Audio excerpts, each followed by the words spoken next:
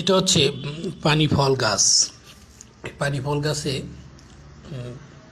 অনেকেই আমরা দেখি ভ্যানে করে বাজারে ফলটা বিক্রি করে, কিন্তু অনেকেই আমরা গাছটা চিনি না বা কখনো দেখি নাই।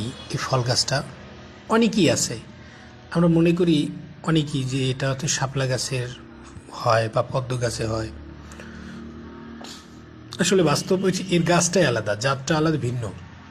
গাছের সাথে লতার মতো, পানির ভিতরে লতার মতো হয়, এই লতার সাথে মাথায় গাছ হয়। এই গাছে পাতা হয় এবং পাতার ভিতর থেকে পেঁপে গাছের মতো ফলগুলো হয়। এর ফলগুলো হচ্ছে খুব মিষ্টি, দুইটা কালার হয়, একটা সবুজ কালার একটা লাল কালার, ভিতরটা একদম সাদা, খুব সুস্বাদু এবং মিষ্টি। আমি প্রতিদিনই, প্রায় দিনই এগুলো আমি তুলে তুলে খাই। আচ্ছা, আচ্ছা,